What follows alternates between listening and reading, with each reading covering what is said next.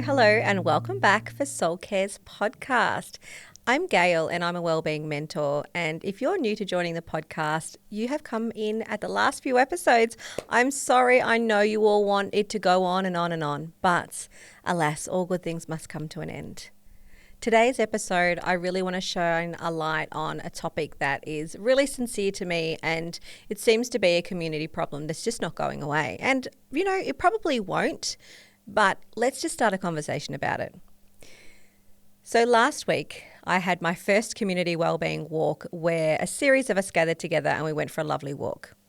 At the end of that walk, I gave everyone permission that while there was a path directly back to where we were gathering at the end, I said to them, if you see another path and you want to take that, if you want to stop and look at a tree or a flower or anything, go for it. You know, I don't know how you'll get back to where we're going, but you'll find your way back eventually. So I gave this permission to the group.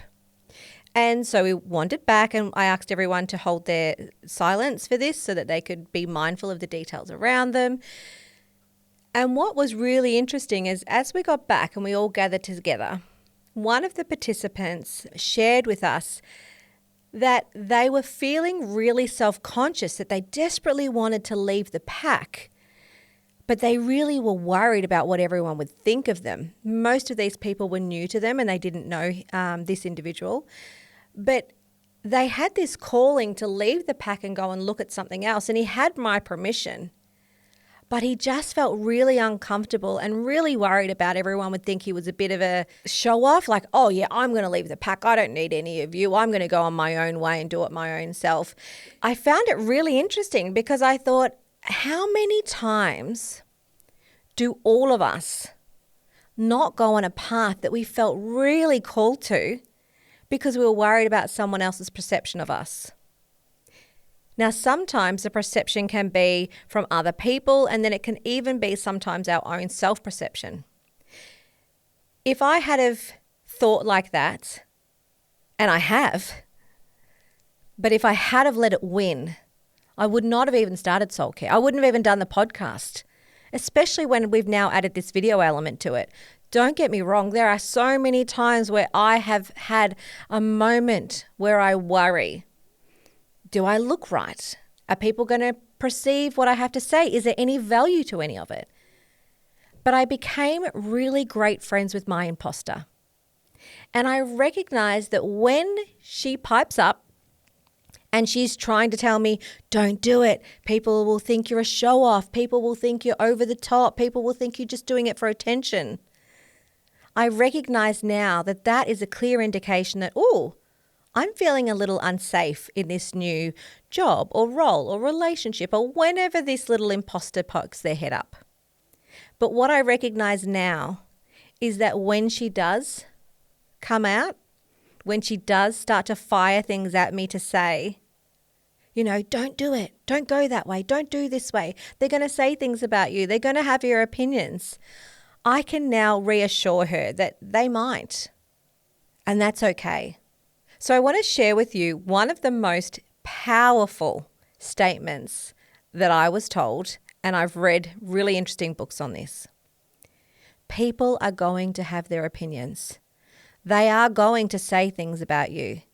But the words that swirl around in their mind and come out of their mouth are actually none of your fucking business. You cannot control anyone else. All you can control, and not even this every time, is how you show up, your intention of the human that you want to be for others. You will never have everybody like you. They're not supposed to. You're supposed to have different sets of friends. You're supposed to have different allies. We are not all painted with the same brush, so why would we expect that everyone would like us? Now, I see this coming up in my children's generation. And I hear them as their friends sit around my dining table and they declare that I'm not always the person I want to be because I just want to fit in. I just want to be accepted. And sometimes I do things out of character that I know are a little bit bad because I don't want to be on the outside.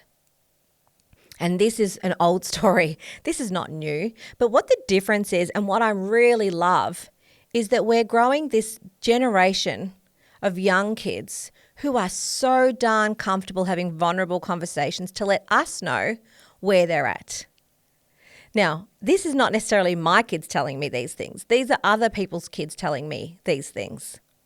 And this is where it's valuable to have and expand your community and your tribe around you. So what I really love in these conversations where the kids bring it up is not necessarily what they do when they're trying to stay in the pack, but it's why they hold so much value in belonging somewhere.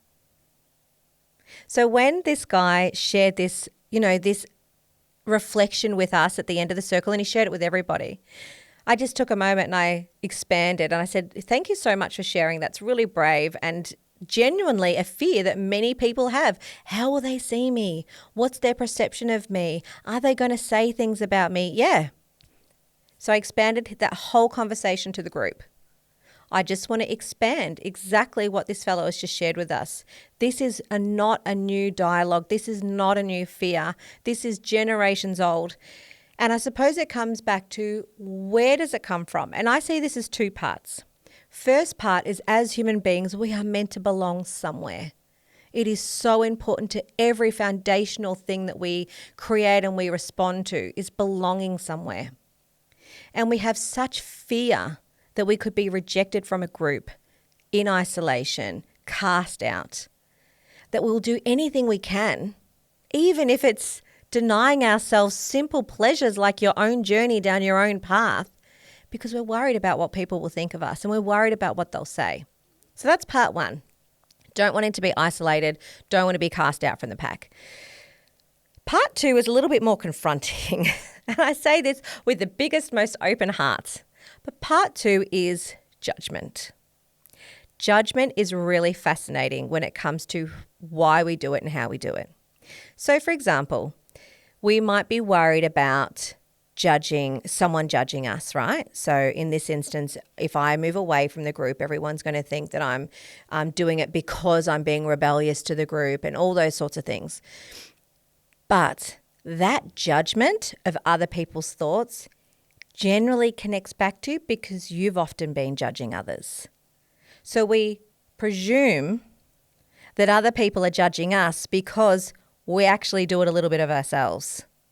And we do it in small ways and we do it in huge ways. But what if we could absolutely annihilate judgment and comparison?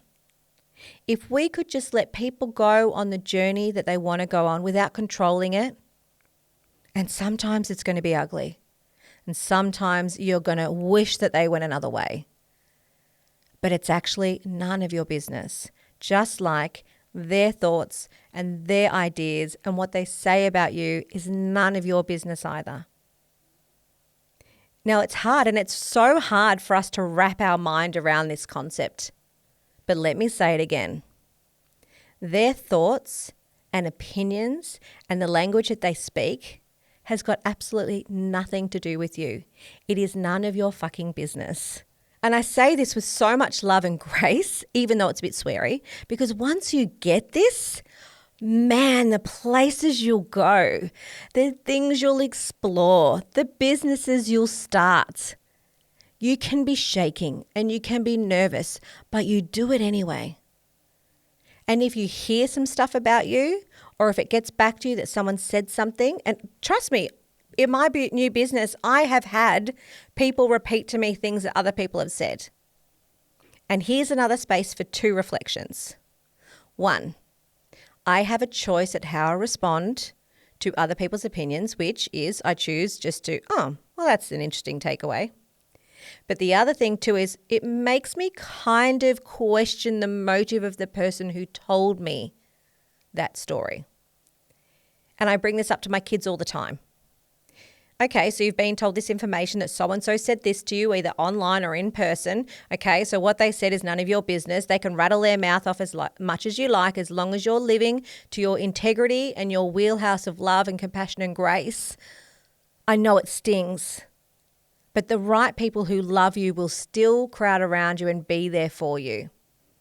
And sometimes we have to let people go. And there is that old saying, people come into our life for a reason, a season, and a lifetime. That lifetime one is supposed to be small.